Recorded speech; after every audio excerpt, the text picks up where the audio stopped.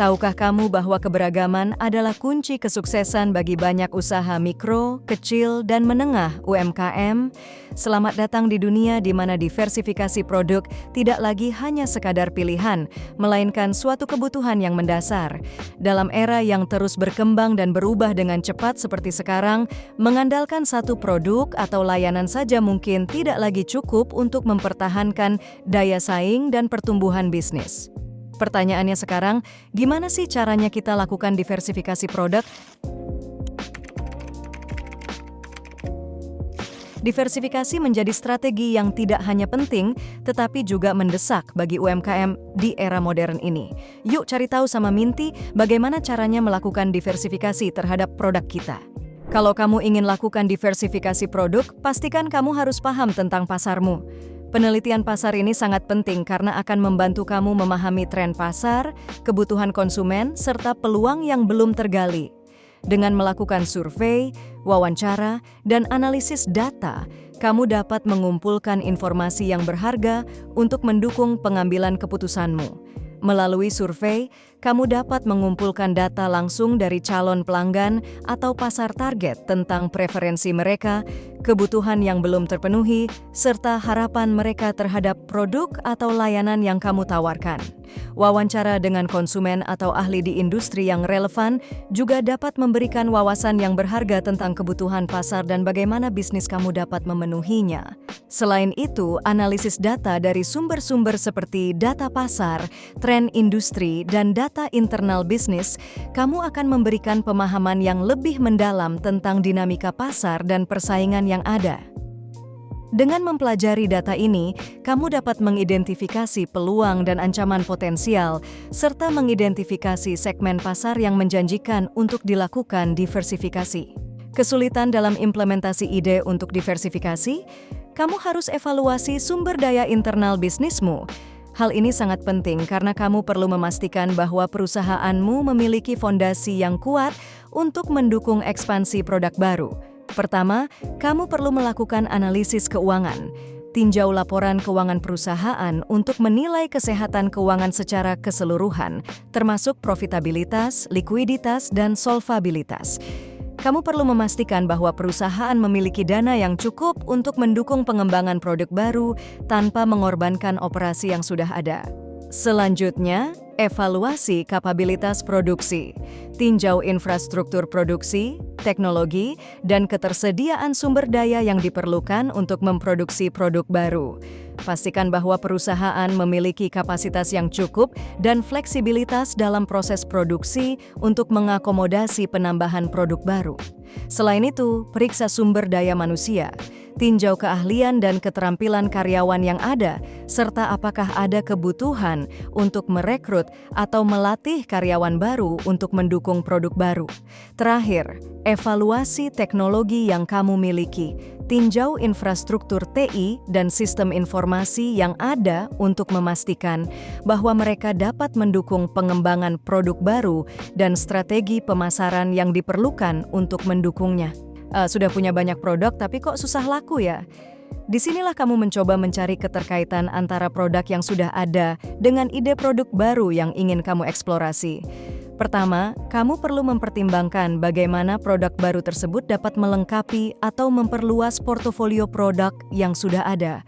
Misalnya, apakah ada peluang untuk mengembangkan produk tambahan yang dapat dijual bersama dengan produk utama untuk meningkatkan nilai penjualan dan memperluas pangsa pasar? Jika ya, maka hal ini dapat memberikan sinergi yang kuat antara produk yang ada dan produk baru yang direncanakan. Selanjutnya, perhatikan bagaimana diversifikasi dapat memberikan nilai tambah bagi konsumen. Dengan memperhatikan aspek ini, kamu dapat memastikan bahwa produk baru yang direncanakan tidak hanya memperkuat portofolio produk perusahaan, tetapi juga memberikan manfaat yang signifikan bagi konsumen.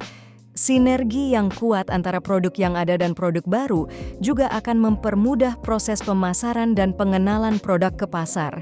Dengan memanfaatkan basis pelanggan yang sudah ada dan reputasi yang baik dari produk yang sudah ada, kamu dapat menciptakan momentum yang positif untuk produk baru dan meningkatkan kepercayaan konsumen. Ketika kita ingin mengetahui produk kita berhasil atau tidak, kita harus lakukan tahap uji coba produk. Pada tahap ini, kamu akan melakukan uji coba terbatas dengan menggunakan prototipe produk dan menggelar focus group untuk mendapatkan umpan balik dari konsumen potensial.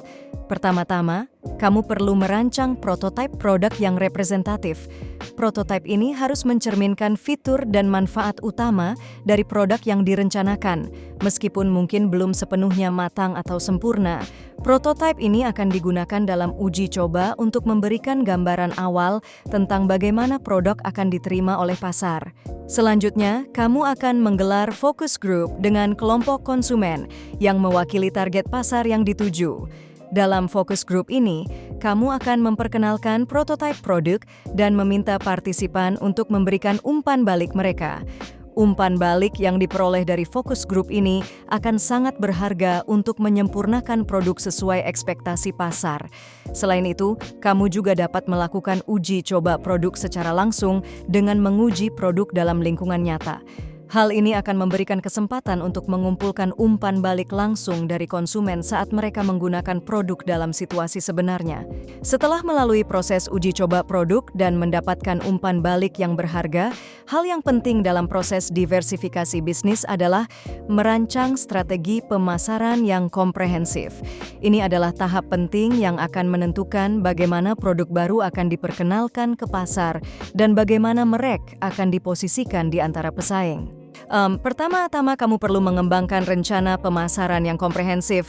Ini mencakup strategi untuk promosi, distribusi, penetapan harga, dan positioning produk. Pertimbangkan secara seksama bagaimana kamu akan mengkomunikasikan nilai-nilai produk kepada target pasar, bagaimana produk akan didistribusikan kepada konsumen, dan bagaimana kamu akan memposisikan merek dalam pikiran konsumen. Distribusi juga menjadi faktor penting. Tentukan saluran distribusi yang paling cocok untuk produk kamu. Apakah itu melalui pengecer, distributor, penjualan langsung, atau e-commerce? Pastikan bahwa produk dapat diakses dengan mudah oleh konsumen potensial di berbagai tempat dan platform. Terakhir, perhatikan positioning produk kamu. Tentukan bagaimana kamu ingin merek kamu dilihat oleh konsumen dan bagaimana kamu akan membedakan produk kamu dari pesaing. Posisikan merek kamu dengan jelas dalam pikiran konsumen. Mengidentifikasi nilai tambah yang ditawarkan oleh produk kamu. Pastikan lakukan evaluasi secara bertahap pada produk-produk yang sudah diluncurkan jika ingin produkmu menjadi laku di pasar. Langkah ini membutuhkan perhatian yang terus-menerus terhadap kinerja produk setelah diluncurkan ke pasar. Pertama-tama, setelah meluncurkan produk, penting untuk terus memantau kinerjanya di pasar.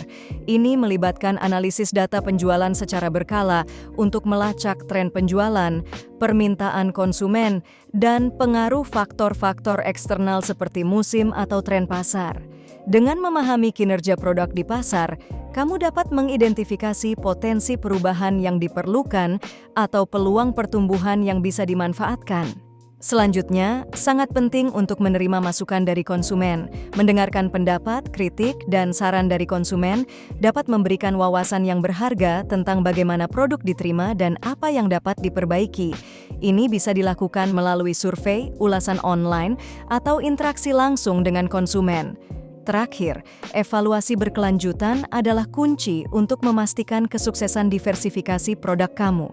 Proses evaluasi ini harus menjadi bagian integral dari strategi bisnis kamu. Dilakukan secara berkala untuk memastikan bahwa produk tetap relevan dan berkinerja baik di pasar yang terus berubah. Dengan mengikuti 6 langkah ini, diversifikasi produk bisa menjadi senjata ampuh untuk berkembang dan bertahan dalam dunia bisnis yang kompetitif. Di mana ada inovasi dan adaptasi, di situ ada peluang untuk sukses. Terima kasih sudah nonton, tunggu tips bisnis lainnya dari Minty di video selanjutnya.